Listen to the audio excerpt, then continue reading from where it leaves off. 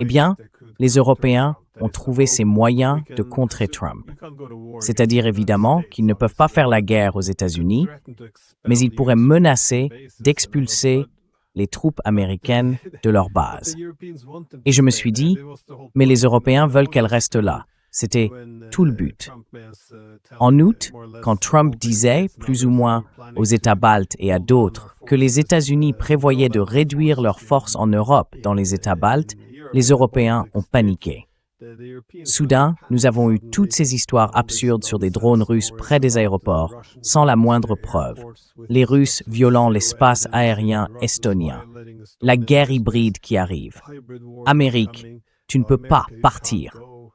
Je veux dire, ce sont les Européens qui veulent que les Américains restent, et ce sont les Américains qui veulent réduire leur présence. Cela semblait donc être une punition bien étrange, en effet.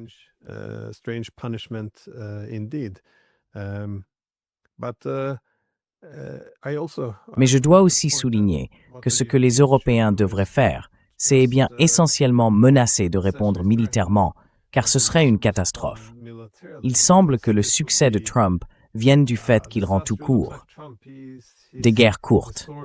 Donc, comme au Panama, vous savez, il fait une petite menace, on lui cède quelque chose. Il semble qu'à Gaza, il laisse simplement les Israéliens tout détruire, puis met quelque chose en place pour arrêter cela. Bombarder l'Iran pendant quelques jours, frapper, puis intervenir et conclure un accord de paix, en finir rapidement. Et maintenant, le Venezuela aussi. Beaucoup de faucons sont un peu critiques, disant « Eh bien, ce n'est pas de la construction nationale. Nous n'avons pas pris le contrôle du gouvernement. » Mais lui, au contraire, affirme que la présidente par intérim devra obéir. Sinon, il frappera encore. Encore une fois, il cherche des solutions rapides.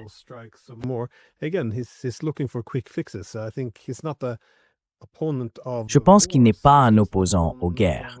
Il est simplement opposé aux guerres sans fin.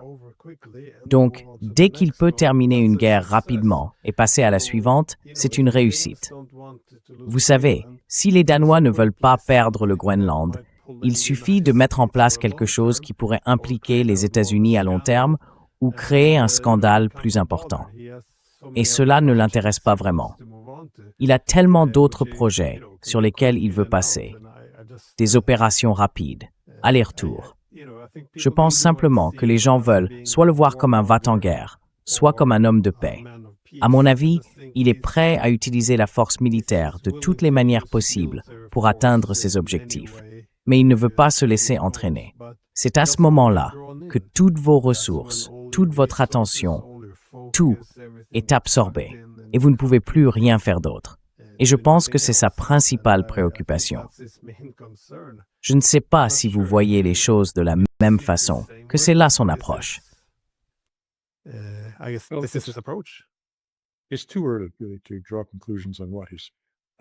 Il est trop tôt pour tirer des conclusions sur ses véritables objectifs. Il ne montre pas ses cartes. C'est la principale tactique qu'il utilise en tant que négociateur. Rester une inconnue. Je pense qu'en tant que commentateur, nous avons l'obligation de faire la distinction entre ce que nous aimerions voir se produire et ce que nous reconnaissons comme pouvant se produire. Et je viens de décrire ce que j'aimerais voir se produire. Qu'il adopte une attitude belliqueuse et que les Européens se tirent une balle dans le pied, comme on dit en anglais américain, se faire du tort en pensant lui en faire, en dissolvant l'OTAN. Mais la réalité, ou plutôt la plus grande probabilité, est qu'ils parviendront à un arrangement avec le Danemark.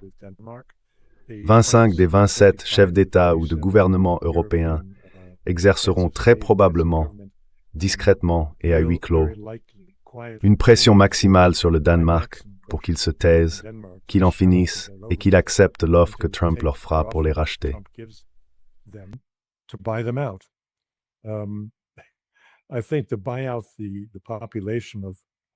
Je pense que racheter la population du Groenland, les Inuits qui y vivent, coûterait probablement environ $1 million par personne. Cela ferait 55 millions de dollars. C'est une somme dérisoire. On n'a même pas besoin de la compter. mais quelques milliards versés au Danemark pour qu'il accepte la vente, cela aurait sans doute plus de chances de se produire que le scénario que je préfère, la fin de l'OTAN. Le Danemark dispose d'une économie sociale de marché très solide, avec un système de services sociaux encore intact. Il sera gravement touché lorsque le budget de la défense atteindra 5% du PIB. Un coup de pouce de M. Trump pourrait faire du Danemark l'un des plus grands gagnants des 10 prochaines années, en lui fournissant le capital nécessaire pour concilier les deux, les armes et le beurre. Tandis que ses voisins de l'Union européenne souffriront et n'auront pas le coussin que M. Trump s'apprête à offrir.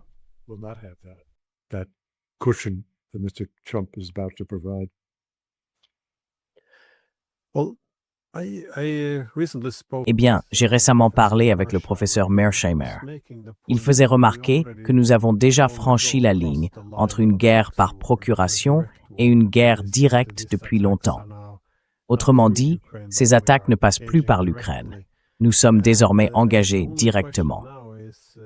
Et je suppose que la seule question maintenant est quand la Russie ripostera-t-elle directement ? Car comme nous l'avons vu avec l'Oreshnik, ils ont frappé des installations énergétiques dans l'ouest de l'Ukraine. Mais l'avertissement s'adressait néanmoins aux pays de l'OTAN. L'Occident ne prend pas vraiment ces avertissements au sérieux.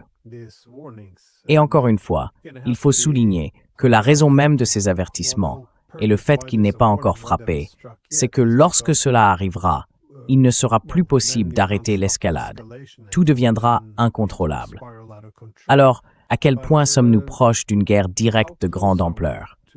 Parce qu'une fois que la Russie ripostera contre l'OTAN, nous serons en guerre, sans plus aucune prétention d'aider simplement l'Ukraine.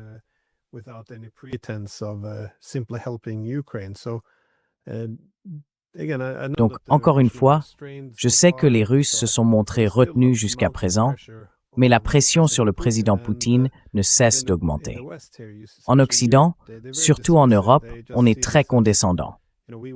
On considère simplement que nous ne pouvons pas récompenser leur intimidation ou leurs menaces. On voit cela comme une obligation morale d'ignorer toute forme de dissuasion que les Russes mettent en place. Alors, selon vous, à quel point sommes-nous proches, non pas d'une guerre mondiale, mais d'une guerre directe entre les pays de l'OTAN et la Russie, avec une riposte effective de leur part?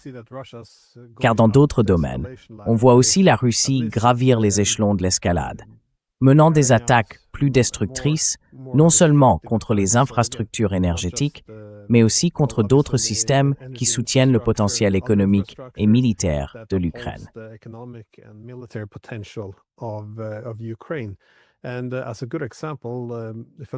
À titre d'exemple, si je ne me trompe pas, Klitschko, le maire de Kiev, a demandé aux habitants de la capitale de commencer à partir s'ils le peuvent, car de nombreux quartiers sont privés d'électricité.